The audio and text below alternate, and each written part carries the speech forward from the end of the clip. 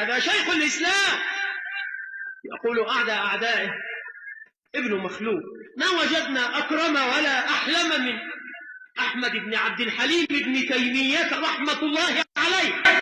باطل لا يصح، حديث منكر من واحد كذاب كذب السنين، ولو خد البخاري منه زي ما قلت لكم امبارح 10,000 بخاري معاه.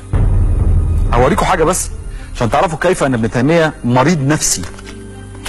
ابن تيميه عنده خلل نفسي حقيقي هو اللي خلاه ينتج اللي بينتجه ده.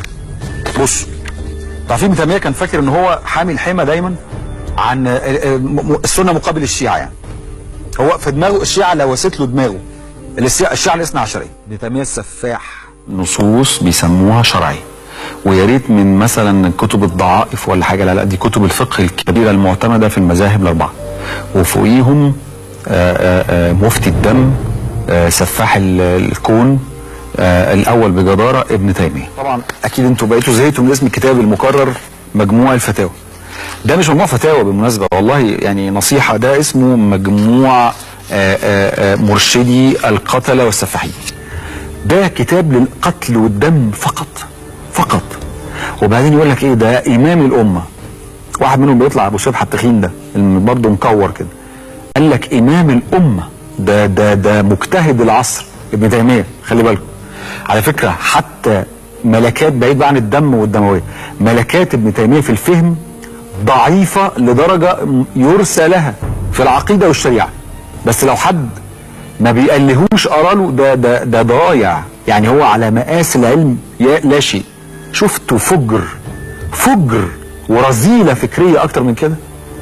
بقى اللي بيدعو للدم في كل صفحه من صفحاته امام. منك يا من الله سبحانه وتعالى في القرآن. يعني احنا يعني لو تعارض كلامك مع كلام ابن القيم، وهو الذي انزل هناخد كلامك ونسيب كلام ابن القيم بلا شك. ابن القيم كلام الله وقال وقولوا للناس حسنا. وابن القيم يفهم كلام الله عز وجل وتلميذ الارهاب ابن تيميه. ابن القيم كان تلميذ الارهاب ابن تيميه. لذلك انا اوجه الكلام لاعضاء مجلس الشعب ان هم كما يعطوا تراخيص للي بيفتوا، يسحبوا تراخيص اصلا الازهر وما شابه ذلك من الازهريين الذين لا يستحقون، الازهريين او غيرهم.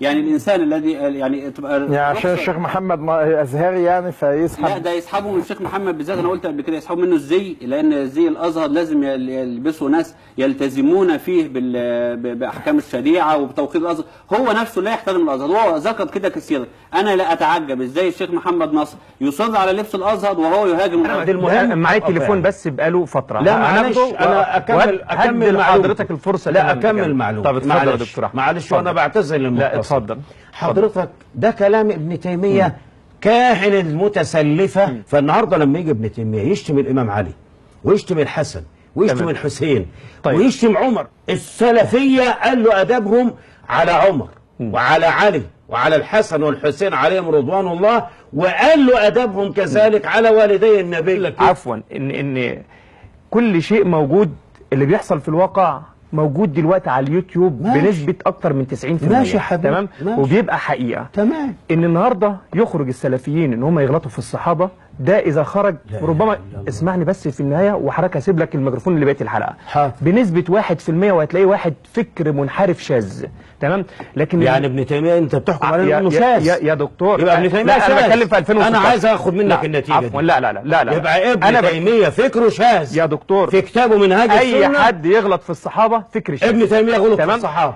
ابن تيمية انا مش هرد عليك، ده المفروض عالم دين يرد عليك، بس خليني مرجعيته يا دكتور. نعم. عفوا خليني. نعم. في الواقع النهارده ما فيش حد النهارده سلفي سواء اتفقنا معاهم او اختلفنا عليهم، ولا حد وهابي سواء اتفقنا عليه او اختلفنا عليه ممكن يسب صحابة رسول الله. مين بقى زعيم العملية دي كلها؟ ابن تيمية. هو ضد التجديد تماما. احنا نجيب العلمانية. انا عايز اقول بقى لو نعمل طيار بتاع الرشدية العربية، نقدر في الحالة دي نحد من التيار بتاع ابن تيمية ونحد من الإرهاب، ونبتدي يعني ايه ناخد نفسنا ونبتدي نؤسس الدولة العلمانية. امال بتكذبوا على الناس ليه وبتقولوا لهم ابن تيميه ده حاجه وانه لم يخطئ وانه ايه وشيخ الاسلام، وازاي تتكلموا على ابن تيميه اللي هو العمود الفقري للتكفير؟ ابن تيميه اللي هو خلاصه تشدد ابن حنبل، واللي هو يعني العمود الفقري للوهابية ولكل الإرهابيين اللي موجودين دلوقتي وللسلفيين اللي تقريبا على أوشكوا على تقديس ابن تيمية. وابن تيمية قال ابن تيمية المكفرات العظيم بتاعهم ده شيخ إسلامهم، ده مش شيخ إسلامنا احنا أبدا. وابن تيمية هو قاتل لأقباط مصر أمس. ابن تيمية المتهم الأول والثاني والثالث، هذا اللي بيقولوا عليه شيخ الإسلام. دعاة القتل والذبح والحرق هم اللي بيدرسوا في المناهج والمعاهد في مصر، اللي في المساجد تتلى عليه كل يوم جمعة، اللي في الدروس والعظات. المسيحيين كفرة ودرجة تانية وأهل ذمة ويدفعوا الجزية وأختي كمالية. ومن ناحية تانية تلاقي الكتب للأسف الشديد عندما يسندوا أو يحيلوا إلى مرجع فيقول لك إيه، وكما قال ابن تيمية في الجزء 20. يا نهار اسود، ده ابن تيمية ده رجل من أئمة الدم. يلا أقول لك بقى ده كفر قال كده على ابن تيمية. مين ابن تيمية؟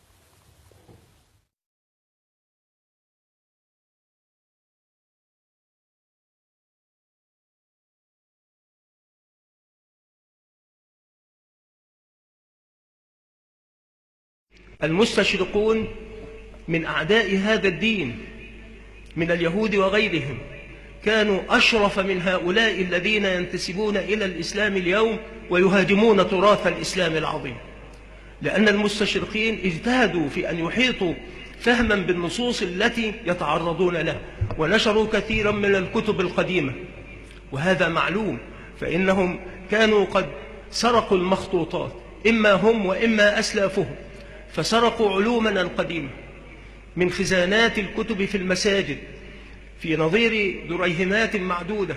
يأتي الواحد من هؤلاء في زي تاجر ثم يغشى بلاد المسلمين ويتسلل حتى يصل إلى عامل في المسجد أو قائم عليه، وكانت الكتب مخطوطة لم تكن قد طبعت بعد، فكانوا يذهبون إلى هؤلاء ويغرونهم بالأموال من أجل أن يسلبوا منهم هذه الكنوز التي لا يعرفون قدرها، فأخذوا ذلك. ومعلوم بما لا يمكن أن يدفع أن النهضة الحديثة في أوروبا وما سمي بعهد النهضة أو عصرها إنما هو مؤسس على علومنا نحن، على العلوم الإسلامية، والمنصفون منهم يقرون بذلك ولا يمكن.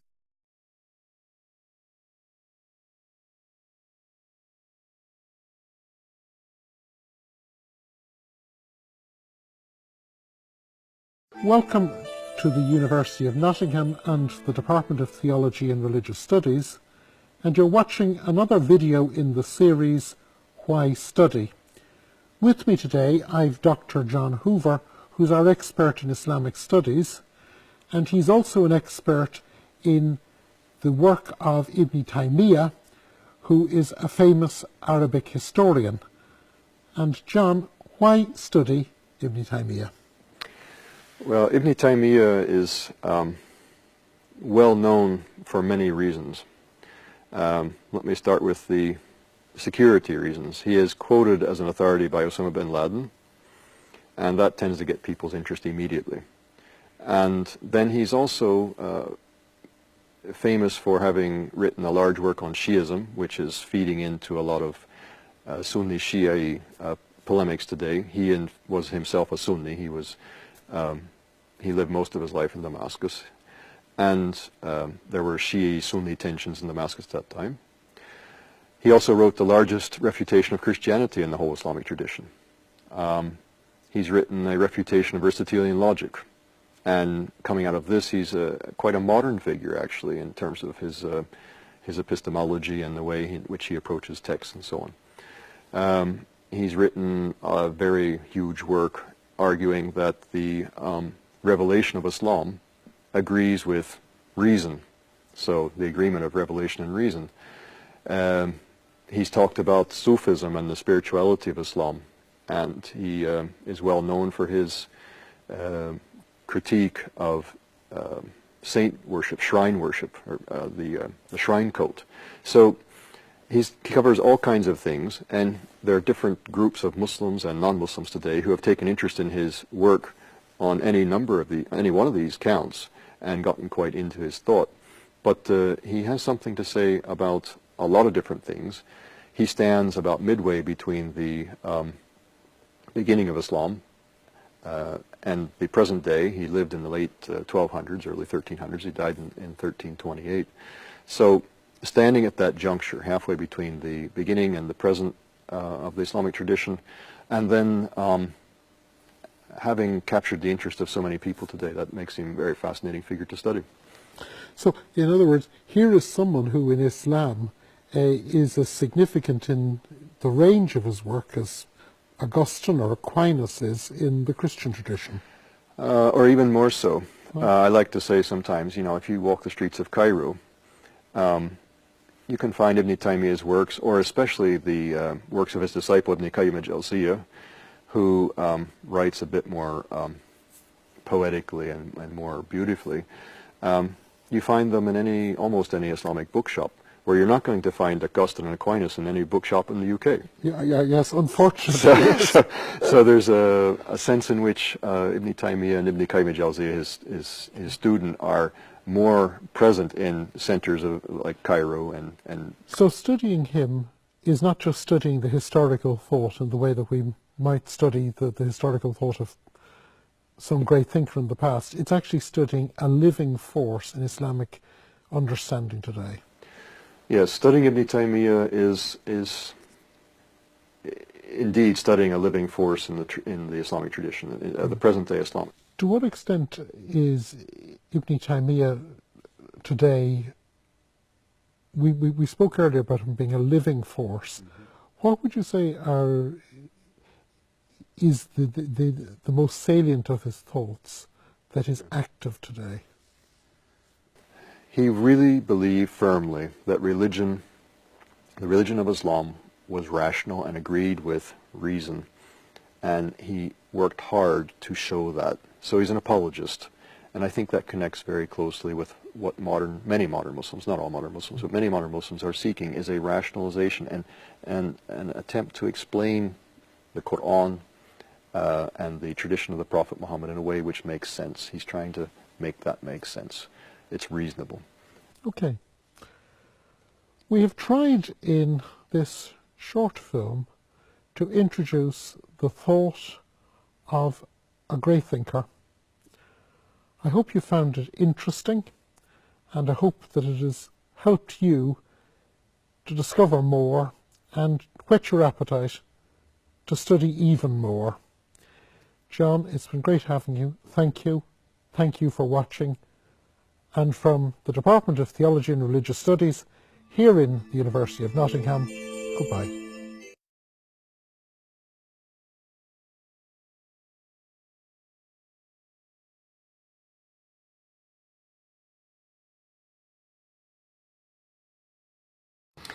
Ibn Taymiyyah he dies in Damascus, in jail, in 1328.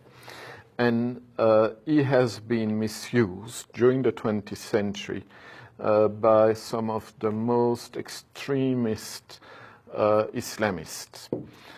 He is quoted, for example, in the 9/11 Commission official report as being the ancestor, the spiritual ancestor of Osama bin Laden.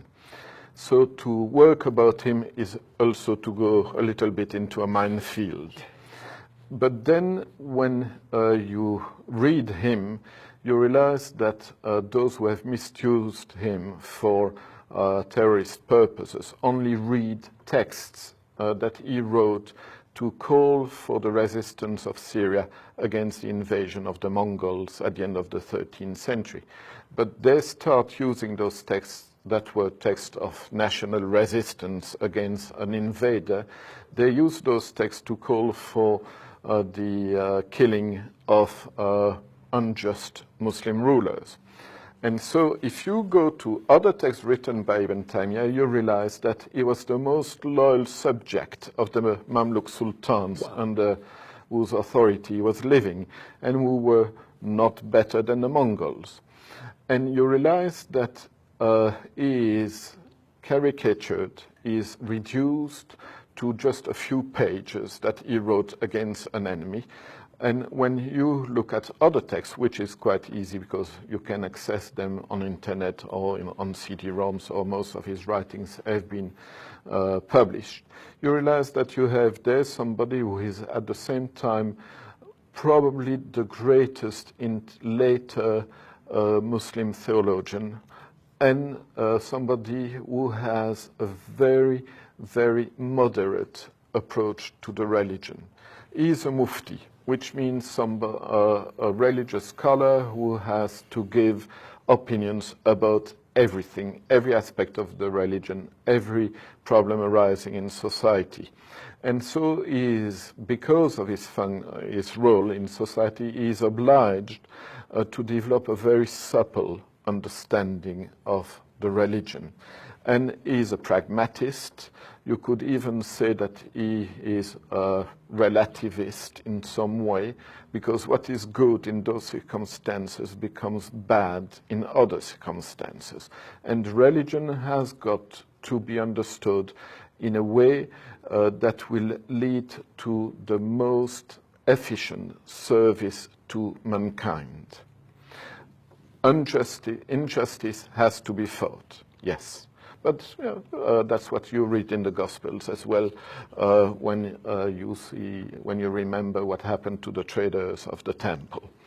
And injustice, of course, is not acceptable, no more by Muslims than by Christians, and vice versa, or other religions. But he says that there are cases where we have to be able to accept a lesser evil in order to attack a greater evil. And he says, for example, intelligence is not doesn't consist in being able to distinguish good from bad.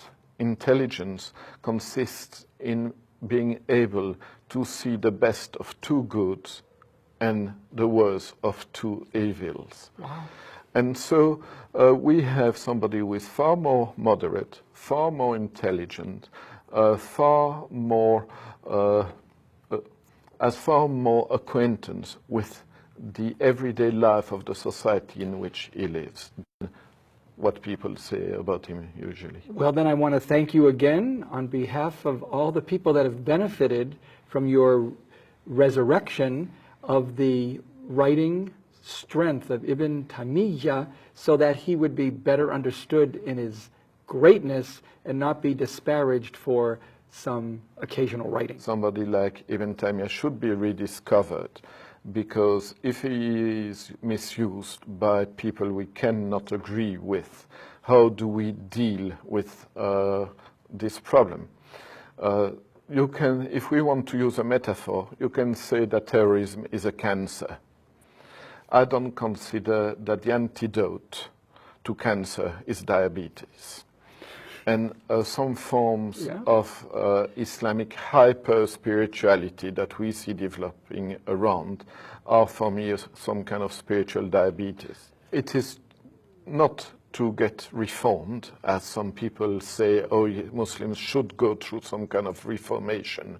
No, it is to rediscover in its rich spectrum of potentialities, intellectual, spiritual potentialities, the great tradition of Islam. Thank you, Doctor, and I want you to know that the Catholic Church is so grateful for the dialogue that we have been able to maintain with Islam, especially through people like the Islamic Cultural Center at Fresno. And thank you for coming here from Connecticut to share with us your insights, your study, and your commitment to scholarship. Professeur Yahya Michaud, salam alaikum. Alaikum salam. Alors on vous reçoit pour la première fois dans les studios d'Oumma, donc vous êtes bien entendu le bienvenu. C'est un plaisir de... Et je vais vous laisser vous présenter, tout simplement. Bon, pour faire bref, je suis professeur Yahya Michaud, depuis 6 ans professeur de pensée islamique et de relations islamo-chrétiennes au Hartford Seminary, dans l'État de Connecticut aux États-Unis, et aussi le co-éditeur du journal académique The Muslim World.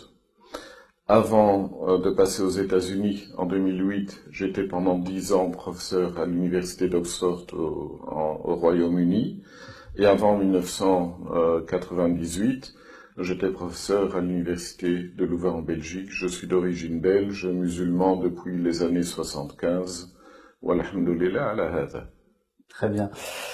Alors, on vous connaît beaucoup pour l'intérêt que vous portez sur un personnage très célèbre dans le monde musulman qui est Ibn Taymiyyah. Et vous avez beaucoup de travaux donc sur ce personnage-là. Donc, la première question que j'ai envie de vous poser, pourquoi autant d'intérêt? C'est venu presque par hasard. J'ai fait ma thèse de doctorat sur Avicenne, Ibn Sina, le philosophe, qui reste aussi un des penseurs sur lesquels je travaille. Et un jour, j'ai eu l'occasion de lire un texte d'Ibn Taymiyyah dans lequel j'ai vu qu'il disait exactement ce que j'avais essayé de démontrer dans ma thèse de doctorat. Il devait donc être bon. Depuis lors, j'ai découvert que ce en quoi je crois en tant que musulman, il explique beaucoup mieux que je ne saurais jamais le faire. Et c'était en quelle année? Ça a été dans les années 84, 85, quelque chose comme ça. D'accord. Et donc, si vous pouvez dire en même temps un petit mot sur vos travaux depuis? Mais depuis, j'ai continué à travailler sur Avicenne, j'ai publié différentes choses le concernant. J'ai eu la chance de trouver un texte de lui qui était perdu depuis le XIIe siècle, donc inutilisé, la Risala al-Wazir al-Sa'ad al-Hamadani. Mais plus concrètement, je crois, j'ai aussi beaucoup plus travaillé sur Ibn Taymiyyah parce que il y a directement un intérêt pour les musulmans d'aujourd'hui à fréquenter sa pensée, d'autant plus que très souvent il est mal compris. J'ai vu aussi que vous aviez commencé une traduction des fatawas de Cheikh Ibn Taymiyyah. Ça fait à peu près 20 ans maintenant parce que j'ai besoin de ma dose d'arabe hebdomadaire, sinon je ne me sens pas bien, je traduis, je retraduis, je commente et j'introduis des textes choisis d'Ibn Taymiyyah qui ont été publiés d'abord dans la revue Le Musulman de l'Association des étudiants musulmans de France, à l'époque où elle était active, comme série de textes spirituels.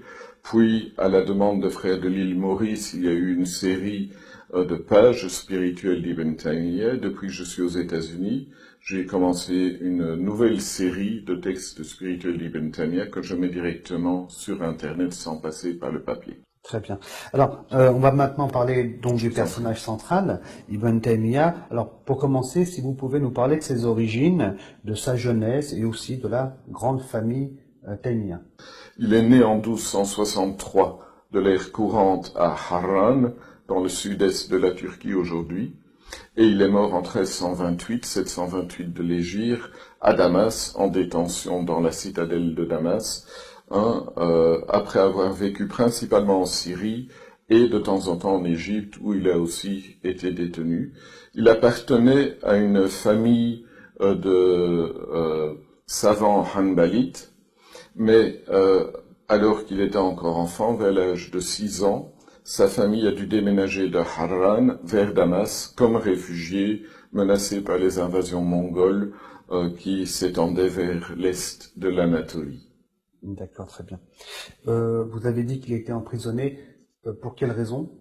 Toute une série de raisons, principalement parce qu'il était considéré comme parlant trop explicitement et trop savamment pour très souvent les savants qui lui étaient contemporains. Et de la vie de ses élèves, c'était très souvent simplement des questions de jalousie. Aussi, le contexte politique des rivalités entre les émirs mamelouks qui contrôlaient le sultanat égypto-syrien.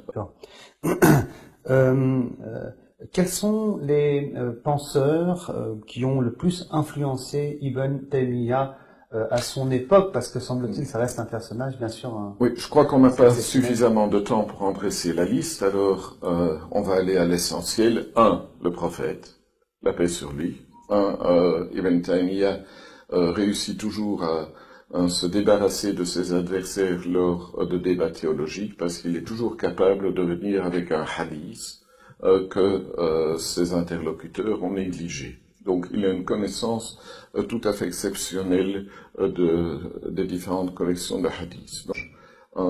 Il a commenté non seulement Avicenne, mais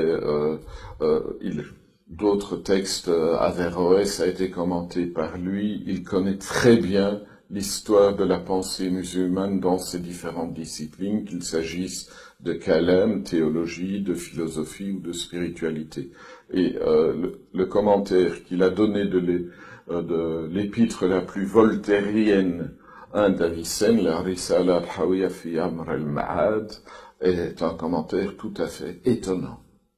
Il faut se rendre compte que son ouvrage d'art Ta'arud al-Aql wa al-Naql, qui comporte, si je me souviens bien, 13 volumes dans l'édition actuelle, la plus sérieuse, est la meilleure porte d'entrée dont on dispose aujourd'hui pour explorer la falsafa et le kalam mutafalsif, donc la philosophie et la théologie philosophante du XIIIe siècle. Très bien, merci.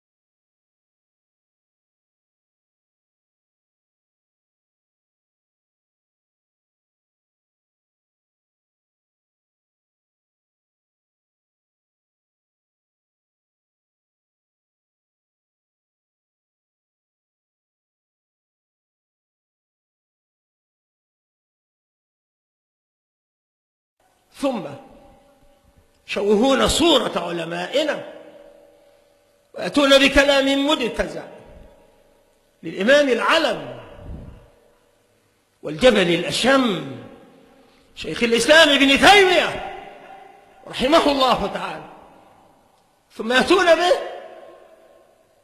وهذا من صنيع الروافض لأنهم يبغضونه أكثر مما يبغضون الكفر، إن كانوا يبغضون الكفر أصلا يبغضونه كما يبغضون الشيطان، إن كانوا يبغضونه وهم أتباعه يبغضونه كما لم يبغضوا شيئا قط،